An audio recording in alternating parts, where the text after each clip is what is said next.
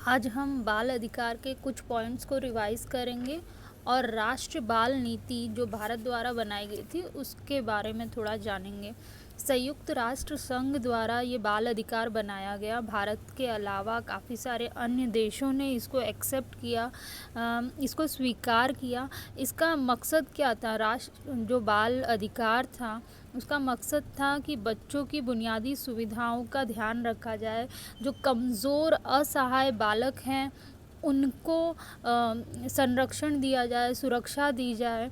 और जिनकी बात कर रहे थे ये बुनियादी सुविधाओं की, वो थी क्या? बुनियादी सुविधाएं समझ लो।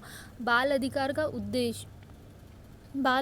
का उद्देश्य या फिर उनकी बालकों की बुनियादी सुविधाओं के बारे में जो बात कर रहे थे इन लोग, वो थी क्या? जैसे बाल अधिकार का उद्देश्य था उनकी बुनियादी सुविधाओं को फुलफ़िल करना, उनकी बुनियादी सुविधाओं या उनकी ज़रूरतों को पूरा करना। तो वो थी पहले तो शिक्षा के द्वारा विकास हो सकता है। बच्चा कहीं भी खड़ा होना है या अपने जीवन यापन करना है तो शिक्षा होगी तो बच्चा आराम से कर लेगा।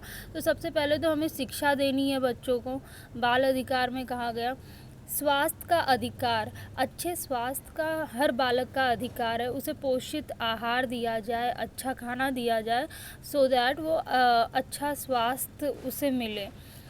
विकास का अधिकार, उसे हर क्षेत्र में विकास करने का अधिकार मिला जाए। अगर शिक्षा मिलेगी बच्चे को तो वो आराम से विकास कर लेगा।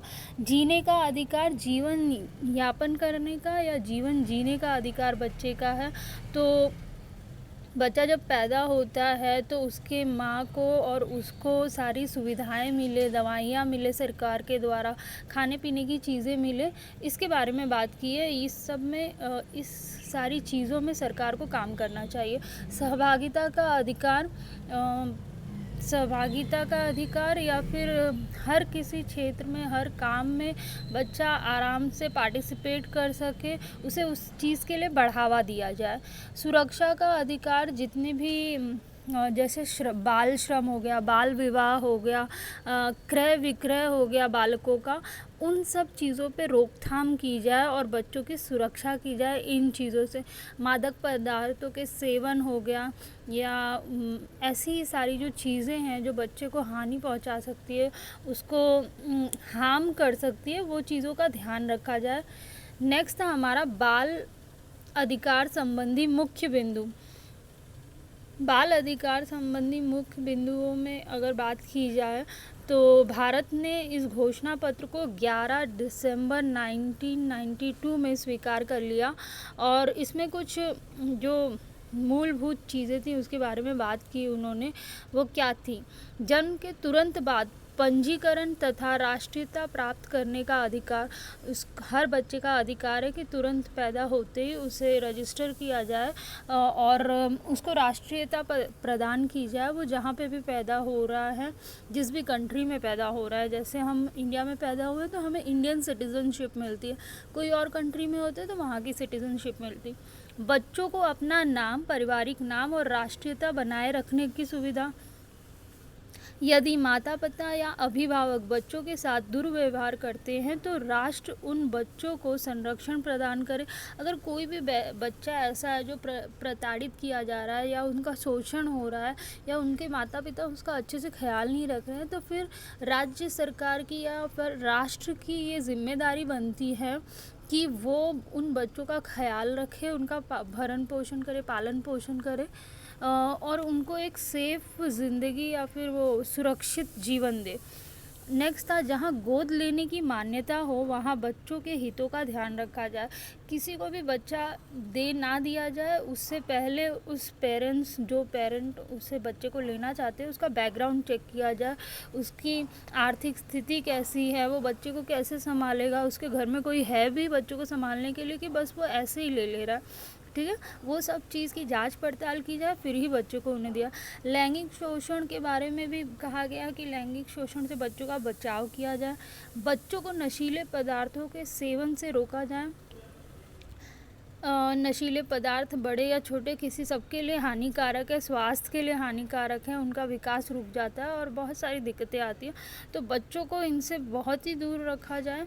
ठीक है। बच्चों के क्रय विक्रय एवं व्यापार को रोकने के लिए कानून बनाया जाए कि जैसे ह्यूमन ट्रैफिकिंग होती है, बच्चों का व्यापार होता है, महिलाओं का होता है, तो इसमें स्पेशली बच्चों की बात की गई है कि उनको जो खरीदने बेचने का व्यापार होता है उस पे रोकथाम की जाए, क्योंकि इससे बच्चे के ऊपर बहुत बुरा असर पड़ता है, क्योंकि उसे बेचा जाता है और कई जैसे कारखानों में लगा दिया जाता है और फ्लैश ट्रेड होता है जो उसमें लगाया जाता है। बहुत सारी ऐसी चीज़ें हैं जिसमें लगाया जाता है और उनका शोषण होता है, तो ये ना हो इसलिए सरकार को कदम उठानी चाहिए।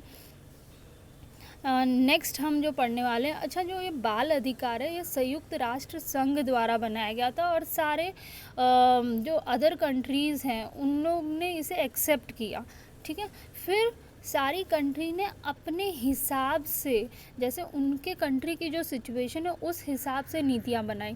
जैसे कि भारत ने बनाई, उससे कहते हैं राष्ट्रीय बाल नीति या नेशनल चिल्ड्रन पॉलिसी।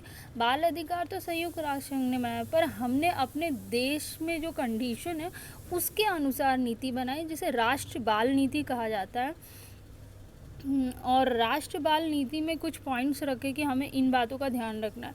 जैसे कि 22 अगस्त 1947 में भारत सरकार ने बाल अधिकार के तहत राष्ट्रीय बाल नीति की घोषणा की, जिसके अंतर्गत बालकों का संपूर्ण विकास करने के लिए निम्न रणनीतियाँ बनाई गई। अब बाल अधिकार दे दिया गया था संयुक्त राष्ट्र संघ द्वारा और उन्होंने कहा इन बातों का हमें ध्यान रखना है, बच्चों की कुछ बुनियादी ज़रूरतें हैं उनका ध्यान रखना है। अब उन्हीं बातों को ध्यान में रखते हुए हमने अपनी नीति बनाई, जिसे राष्ट्रीय बाल नीति कहा जाता है।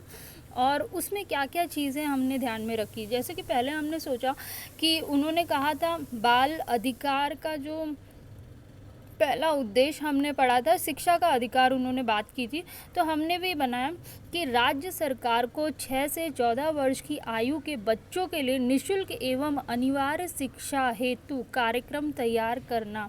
राज्य सरकार शिक्षा का अधिकार मिले सब बच्चों को, तो उन्होंने ये बना दिया कि 6 से 14 वर्ष के जितने भी बच्चे हैं उन्हें निःशुल्क एवं अनिवार्य शिक्षा दी जाए और इसकी रिस्पॉन्सिबिलिटी राज्य सरकार को दे दी। नेक्स्ट था बालक जब तक जीवन यापन में सक्षम ना हो जाए उन्हें उनके माता पिता से अलग नहीं किया जाएगा। तो सुरक्षा समझ लीजिए, सुरक्षा का अधिकार के तहत आता है। बच्चा छोटा है और जब तक वो खुद अपने पैरों पे ना खड़ा हो जाए उसे कोई भी अपने माता पिता से ज़बरदस्ती अलग नहीं कर सकता।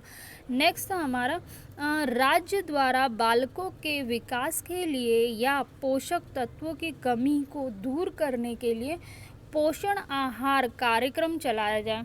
अच्छा, हमने एक पॉइंट बाल अधिकार के उद्देश्य में पढ़ा था, स्वास्थ्य का अधिकार।